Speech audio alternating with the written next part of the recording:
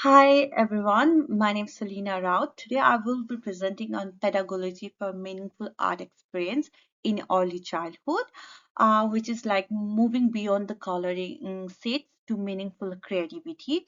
Art experience in early childhood are not just about painting or drawing. They are about how children express themselves and their ideas, emotion, and identity.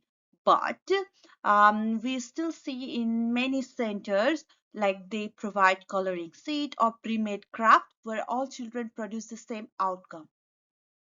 This shows that are we providing enough meaningful experience or just keeping them busy in a corner. So research also shows that children learn much more when they are actively exploring and expressing on their own. And so today I will be discussing more about how different pedagogies support meaningful and authentic art experience for the young children. So the quote given in the questions is taken from Beard and Culture, highlights that children learning in the art is shaped by educator decision, especially how we design, like the educator design the environment and plan the activities. Like for example, simply giving children paint does not automatically lead to learning. It depends on how we guide and support their thinking, like by open-ended questions, like just to give them a little bit hint so that they can figure out how they can accomplish the tasks. I would like to ask all, like during our placement, have you seen more coloring sheet or open-ended art? Most of the time we still see product-based process, but process-based learning is much more meaningful because it supports creativity and independent thinking. While analyzing this code, I've highlight like four important points. First, learning environment. A well-designed environment with open-ended material invites children to explore and create freely on their own. Second, the type of art making experience, where the process-based activities allow children to think and experiment, while product best activities often limit their creativeness and just give a same result as the teacher expected. Third is like repetitions, where the repeated opportunities are created for the children, and the children need time to revisit their ideas and build deeper understanding with the time.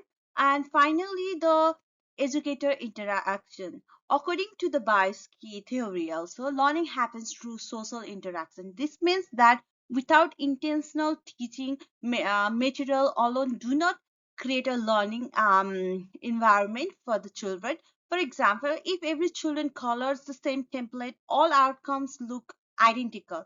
But when the children are given open-ended material, like one children is getting clay, another children is getting watercolor, so that they will create something unique uh, with their own understanding. This clearly shows that how important educator decisions are. So, one important pedagogy is that Reggio Emilia approach. It is said that there is 100 languages of children.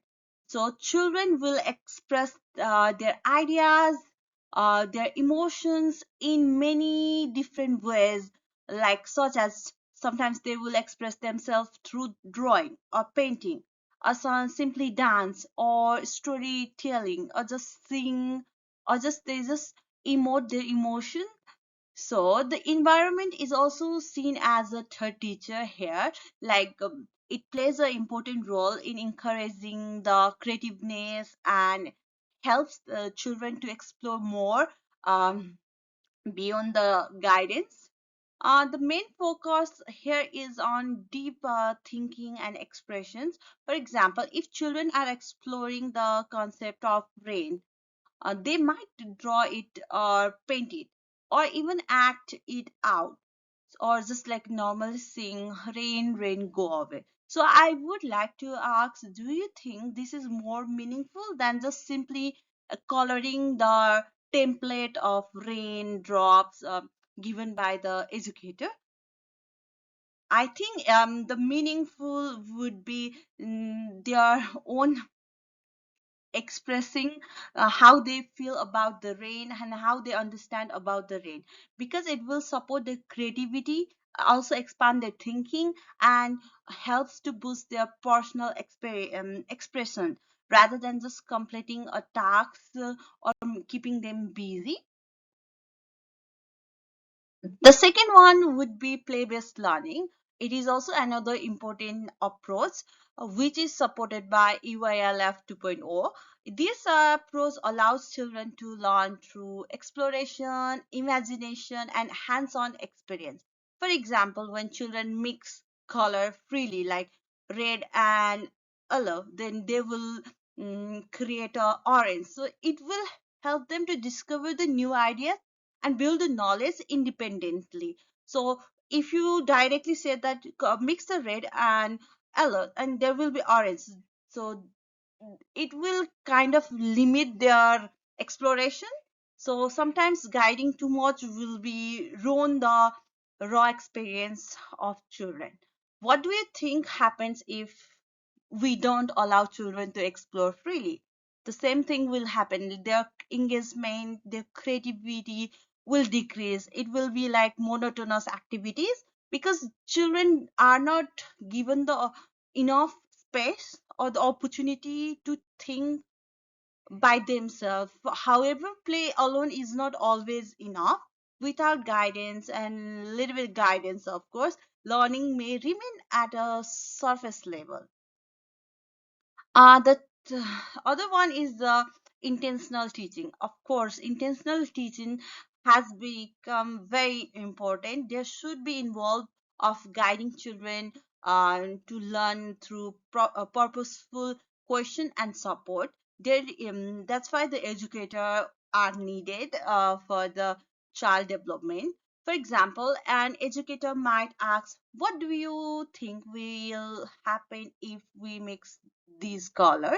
This encourages children to think, okay, and like they will predict will be that color and explore further. And they also find out either the prediction is right or not. So there will be like an experiment and like it will be like fun activities for them. But happens what happens if we guide too much, like we just simply tell them like, and this will be happen that, so it will limit their creativity and reduce the independency, and they will be dependent on educator for everything. Like they will look for the answer from their educator rather than exploring the questions by themselves.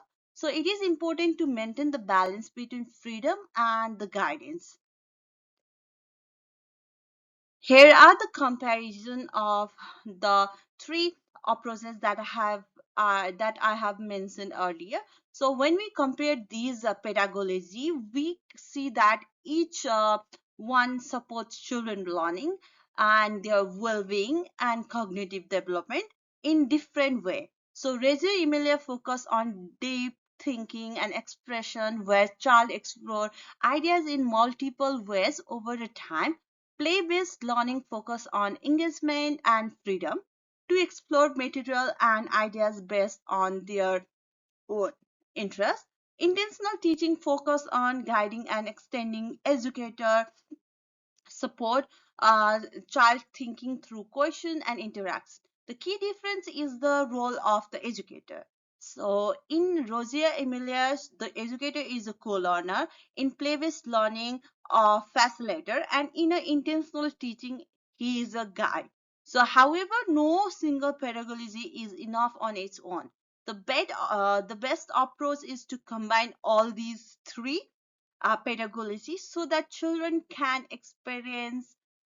their experience the high quality of care and explore freely think deeply, and also receive the support when they need.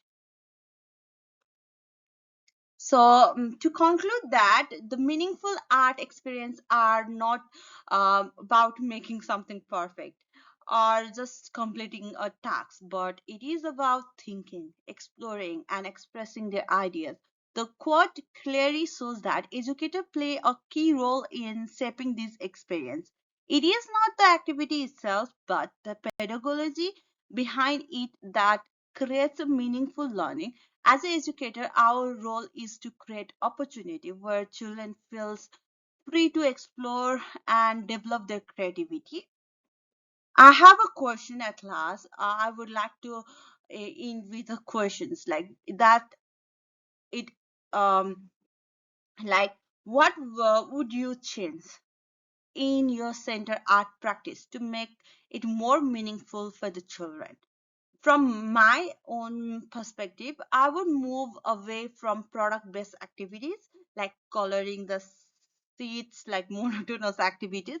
Instead of that, I would introduce more open ended activities such as painting or clay or using the natural and recycled materials such as leaves or mud or just the bottle caps or the balloon, just to enhance their experience in their learning journey. This allows children to explore their own ideas and be creative on their own and be unique and also express themselves freely. I believe this is more meaningful because every child work became unique and they are actively thinking rather than just following the instruction of their educator